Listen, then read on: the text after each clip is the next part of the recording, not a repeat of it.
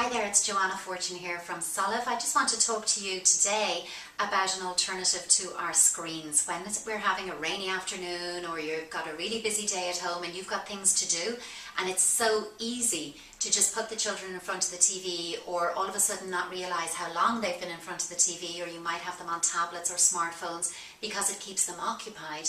Let's look at something else that you can do instead that will still have the same effect but avoid what we're going to call techno tantrums, because when children have prolonged or premature use of screens and that kind of stimulation, which is very overstimulating in their brains, they can become highly aroused and begin to act out for you, which is only going to cause you more problems later on. Let's think about this in terms of projective play, which children really need. It helps them develop empathy, problem solving, creative thinking, the critical thinking capacity. It starts from the age of 3.5 or 4, as soon as they're capable of telling a story, and it continues on.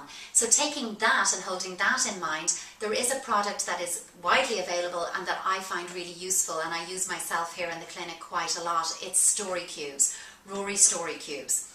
What these are, small boxes, very good for fitting in a handbag if you're on the go and you're going to be in a cafe. Instead of giving your child a tablet or your smartphone, give them these to play and occupy them. Inside you'll see there are 9 dice, 9 cubes.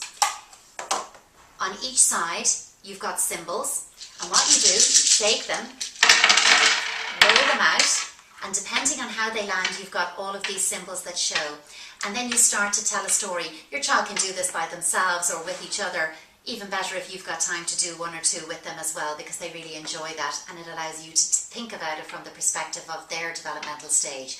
So you can see here there's all kinds of symbols. I generally start with Once Upon a Time. I think Once Upon a Time immediately puts the story into a magical, mystical place where anything is possible.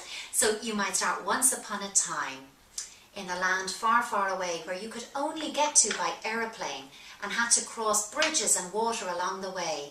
And the only way to communicate with people, because you have no phones, is by writing them a letter. The letter has to be sent far away in the right direction. So how do you do that? This is a worry. But there is a clue that you can unlock that is the key to the answer, and then you can share the present with everybody.